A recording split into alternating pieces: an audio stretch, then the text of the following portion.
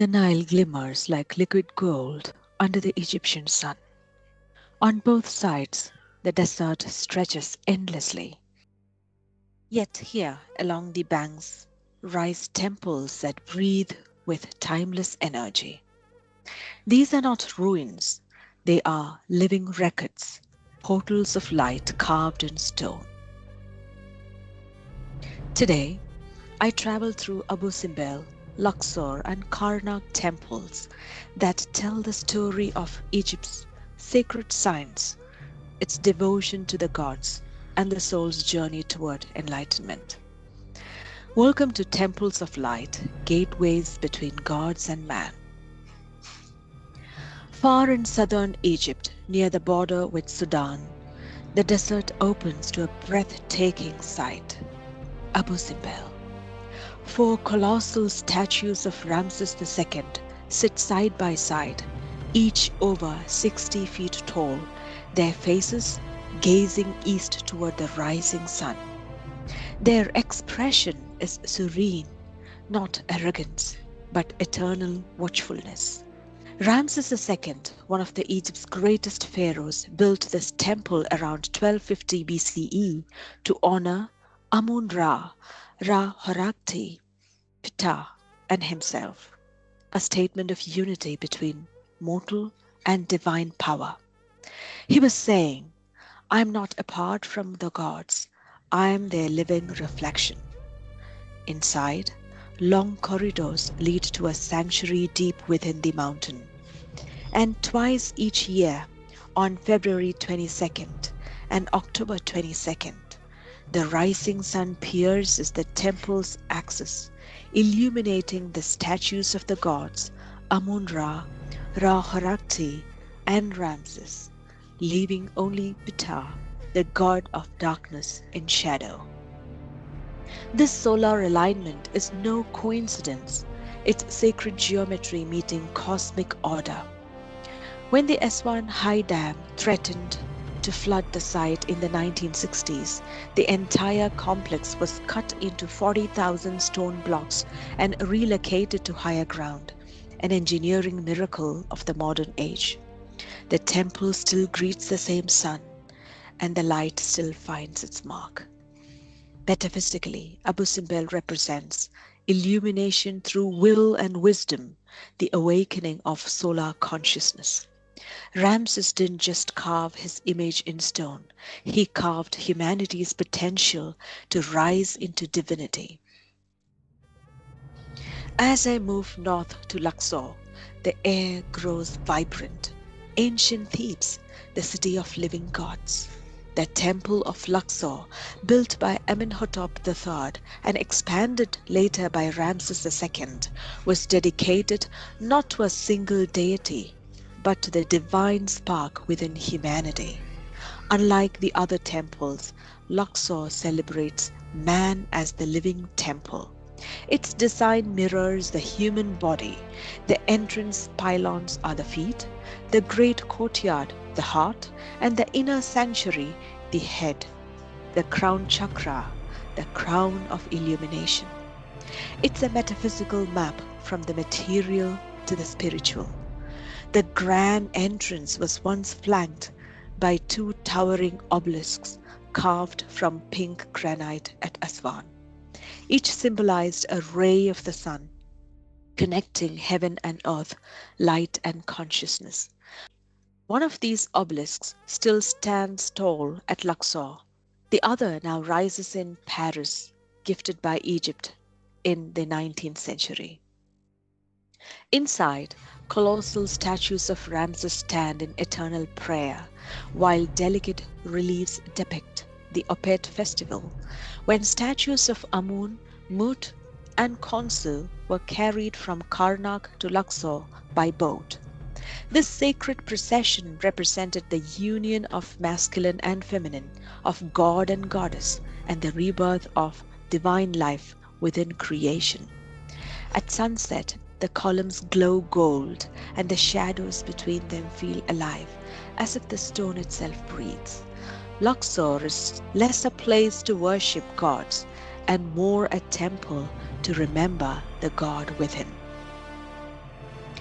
Just 2 miles away, connected by the ancient avenue of sphinxes, lies Karnak, the largest temple complex ever built by man.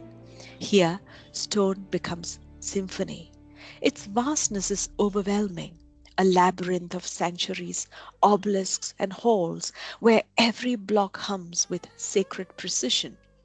Karnak was begun nearly 4,000 years ago during the Middle Kingdom and expanded by generations of pharaohs, including Seti I, Ramses II, Thutmose III, and Hatshepsut, Egypt's great female pharaoh. The heart of Karnak is the temple of Amun-Ra, the hidden sun. Its hypostyle hall alone contains 134 towering columns, some over 70 feet high, shaped like papyrus stalks reaching toward heaven. When sunlight filters through the roof, the space glows in golden light as though you are standing inside the lungs of creation, breathing the divine. To the ancient priests, this temple was not a monument, but a living laboratory of light. Every wall, inscription, and alignment was tuned to cosmic cycles. On the solstice mornings, sunlight would strike the central sanctuary, illuminating the god Amun's statue, symbolizing the rebirth of light within the universe. Around the temple lies the sacred lake, used for purification rituals. Its surface mirrored the stars at night, symbolizing the cosmic ocean, the merging of heaven and earth. Obelisks once dotted the complex, each one a frozen beam of sunlight. One still stands, the obelisk of Thutmose I, carved from a single block of granite, pointing like a compass toward the eternal. Metaphysically, Karnak embodies cosmic consciousness, the architecture of creation itself. If Luxor is the human body, Karnak is the universal mind.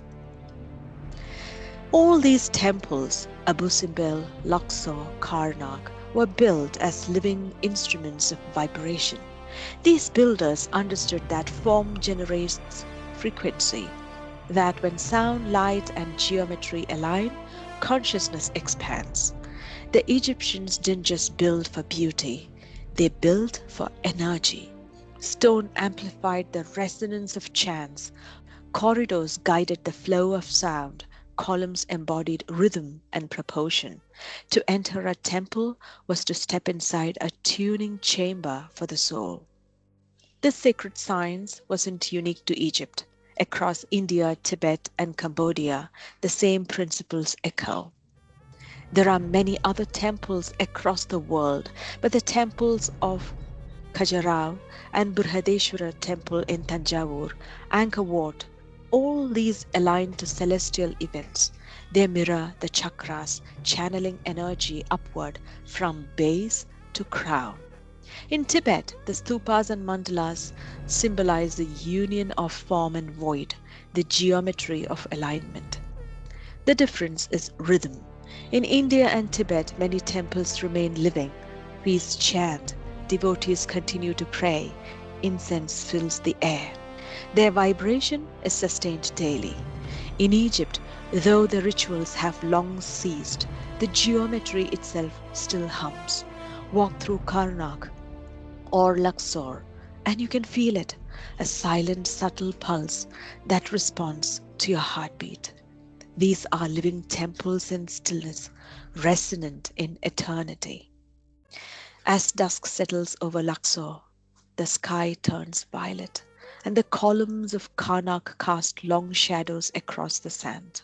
The obelisks catch the last rays of sunlight, ancient antennas of energy reaching for the divine. I realize now, these temples were never about worshipping gods apart from us. They were mirrors, showing us what we could become when our own inner architecture aligns with truth, love, and light. Abu Simbel teaches will and illumination. Luxor embodies balance and awakening. Karnak reveals unity with the cosmos. Three temples, three frequencies, but one message. You are the temple. You are the light. Thank you for journeying with me through Egypt's temples of light, Abu Simbel, Luxor, and Karnak.